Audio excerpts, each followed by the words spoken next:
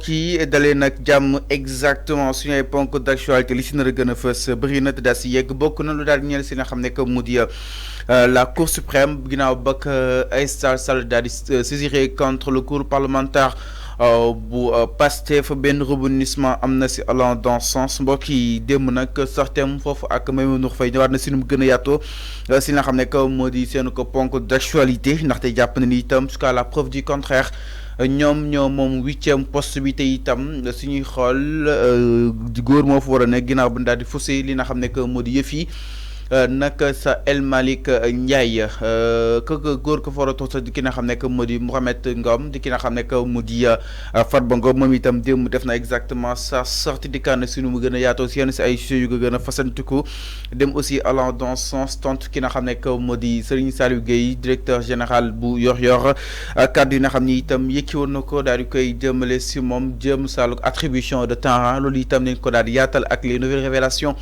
de Arfan den daal di kii itam lu daal di ñeel si Aminata Touré sortem foofu sa na ko Jeune Afrique di kaana sàlluk actualité surtout ak éventuelle arrestation bu Macky Sall ndax jàpp na ni laataa jiwoo di am il faut ñu daal di amal li nga xam ne que moo di justice moom itam lancé na li nga xam ne que moo di quelques informations allant dans ce sens des na ko daal di yaatal itam si nu mu gën a yaatoo presse bi ak li nga xam ne que moo di tolluwaay wi entre temps rebondissement yi nga xam ni itam am na si allant dans ce sens si patron de presse yi ginnaaw ba yenn si ay télévision sàkku ñu daal di matal daal di conformer ak li nga xam ne que moo di li loi daal di tënk loolu itam di si daal dikk si nu mu gën a yaatoo seen biir émission li nga xam ne que moo di le truc de matinal mbokk yi lii ak leneen mooy def suñu ay ponk man di kon commencé ti neen partager like parvenir live dina xam ni itam ñoo xam ne jotagul ñu fi seen daal di war a mën a dikk si wàllu actualité tolluwaay réew mi si nu mu gën a yaatoo exactement alors avant sans doute da nga koy daal di commencer ak li nga xam ne que moo di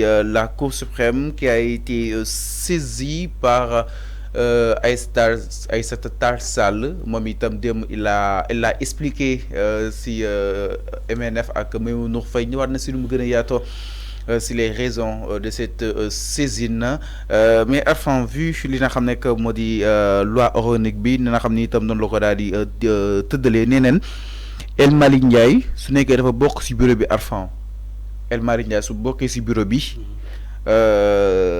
Farba moo war a ñëw en 8e position.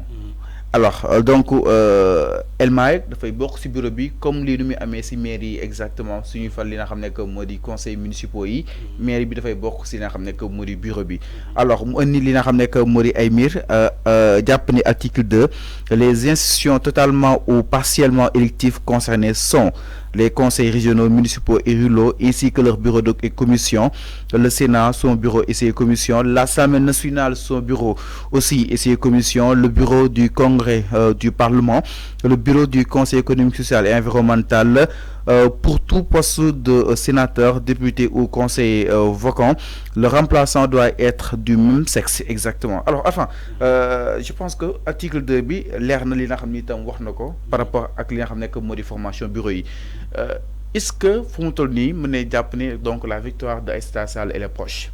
Non, c'est pas une victoire xam nga il faut ngeen xam ni la loi organique, la constitution privilège d'abord le règlement intérieur de l'Assemblée nationale. Il faut que ngeen xam loolu te moom Aïssata Tall Sall moo la gën a xam ni que balaa ñuy wax la loi organique la constitution lu mu wax mais c'est d'abord le règlement intérieur de l'Assemblée nationale la ñuy njëkk a xool bu fekkee règlement intérieur de l'Assemblée nationale moo wax ni que le 8e vice-président doit être une femme donc balaa ñuy dem xool ci constitution bi dañuy njëkk a xool d'abord le règlement intérieur parce que c'est aussi un document authentique boo gisee boo leen fàttali ko li tax Ousmane Sonko demul ci 14e législature bi pour def sa déclaration de politique générale c'est parce que c'est pas la constitution qu'on a touché même si on a touché quelque part la constitution mais c'est le règlement intérieur qui est faux qui est basé sur loo xamante ne mën nañu ko tuddee falsification moo tax Ousmane Sonko ne leen du ma ñëw tant que réglé woo leen seen règlement intérieur même si il y avait tellement de bruit ay nit yi naan non Ousmane Sonko respecté wul constitution bi alors que ce que Ousmane Sonko a dit ça n'a rien à voir avec la constitution est-ce que dégg ngeen bu baax Aujourd'hui, on nous parle de cette... Donc, constitution bi dafa jiital règlement intérieur. dafa jiital règlement intérieur. Règlement intérieur. dama ne Fallou li ma lay wax ni. Arfan suñu sukkandiku mais avant gën a xam li may wax. Donc avant suñu sukkandiku si yoon ak wàllu yoonal daal di tëral au-delà du règlement intérieur, donc Farba Ngom allait prendre justement cette 8e place. dama ne constitution. Non, au-delà du règlement intérieur, il faut que tu sois clair avec les gens. Ouais, mais Fallou. Allez-y. Il faut qu'on s'écoute. Allez-y, dama ne constitution dafa jiital le règlement intérieur. Tout le travail qui se fait à l'Assemblée nationale est basé d'abord sur le règlement intérieur. Le premier texte de l'Assemblée nationale, c'est le règlement intérieur. Mom la ñuy jëk xol ba xam di lu ñuy def ni règlement intérieur loolu la wax wala waxuko. Bu dé lu ñuy def ni la formation, dama lay jox ben exemple bu simple ci la formation du bureau de l'Assemblée nationale. Mais le règlement intérieur la ñuy jëk xol bala ñuy ñëw ci constitution c'est vague. C'est beaucoup de tribunaux, ça englobe beaucoup de tribunaux. Maintenant, le tribunal qui est à l'Assemblée nationale, d'abord, tribunal Bobo, exemple là, le règlement intérieur de l'Assemblée nationale, on n'a pas enfreint les lois de l'Assemblée nationale. Donc, bala ñuy dem ci yeneen juridiction, la Cour d'appel, la Cour suprême, le Conseil constitutionnel. Mais dañuy d'abord juger cette affaire-là en se basant, surtout en se basant sur le règlement intérieur de l'Assemblée nationale. Moi, je suis recours bu mu dem déposé au niveau de la Cour suprême. Cour suprême da ko xool pour la simple et l'unique raison, Cour suprême da koy dévouté, da koy ne tout ce qui se passe à l'Assemblée nationale concerne l'Assemblée nationale parce qu'il y a des textes. Il y a des textes. L'Assemblée nationale est régie par des textes. Il y a des lois.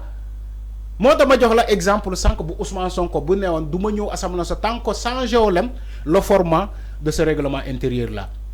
Parce que quelque part il y avait une faille. Macky Sall mo fi jëlé won le poste du premier ministre.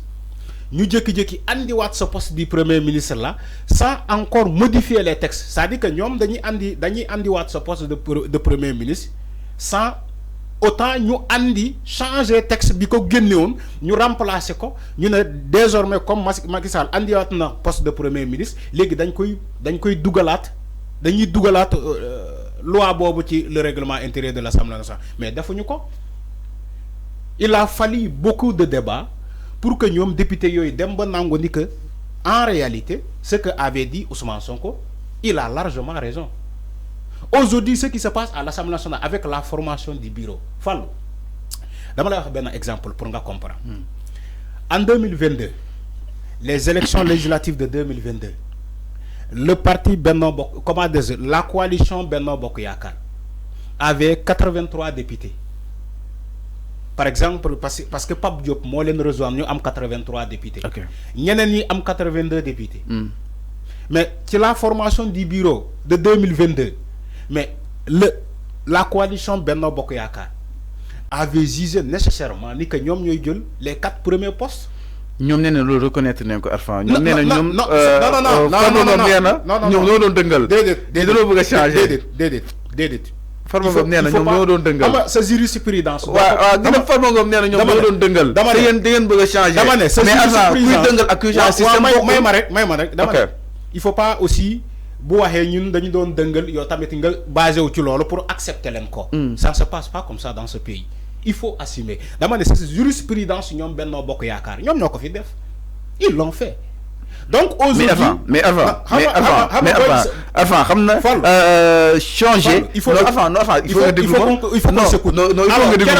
buñ ko défé en 2022 xamna suy changer système en 2022 non avant lolu waro c'est jël référence lolu baaxul lolu ku ne xamna ni baaxul lolu ku ne xamna do def lu leen neex concrètement donc suñu né changement dañuy ñëw pour casser li fi nekk andi war leen lu bees Fallou il faut que nga xam ni kérok buñ ko défé won en 2022 la coalition Yewwi Askan Wi n'a pas fait un recours. Deful recours. Tu sais pourquoi Yewwi Askan Wi defuñu recours au niveau des autres juridictions. Xam nga lu tax defuñu recours. Parce que xam nañu que même bu ñu defee recours l'affaire là va rester vaine. Mooy maanaam du am suite. Du am suite. Parce que cuisine interne là à l'Assemblée nationale cuisine interne là loolu moo fa am. Aïssata Tall Sall mii bi déposé au niveau de la Cour suprême moo la gën a xam ni que moom da koy déposé pour jéem a lëndëmal xel askan wi ma ne mais xam na ni que cour suprême du fa andi dara yaa ngi fàttali ko ci moment yi taroon fii mooy ci élection dina am wala du am. ba Macky Sall génnee décret. ba Macky Sall génnee décret mu modifier le calendrier républicain yaa ngi fàttali ko loolu. keroog bu ñuy jiiñ Amadou Ba ni que dafa corrompre dafa ger ay magistrat ñoom ñu def seen loi à l'Assemblée nationale Macky Sall promulgué ko ñu dugal ko pour jéem a non balaa mu koy promulgué ñu dugal ko avec la complicité des députés de Benno Bokk Yaakaar pour ñu mën a toxal élection yi les autres avaient jugé nécessaire avec même l'expert en élection l'expert électoral comment il s'appelle Ndiaga Sylla avec Ndiaga Sylla l'avait dénoncé ici. Ok, c'est clair. Alors les députés de Benno Bokk Yaakaar avaient jugé normalement ci jamono boobu de faire un recours au niveau de la Cour suprême. Alors c'est clair. Merci. yaa ngi fàttaliku man dama lay fàttali pour nga comprendre ni que la Cour suprême ne s'immisce pas ci ce qui se passe à l'Assemblée. Mais attention, exceptionnellement. Enfin, Cour suprême dina ko tranché. dama ne exceptionnellement. waaw déglu ma wax la. Exceptionnellement la Cour suprême di intervenir ci wàllum Assemblée nationale exceptionnellement laa wax. Mais concernant la formation d'un bureau à l'Assemblée nationale la Cour suprême du ci addu parce que xam na ni que.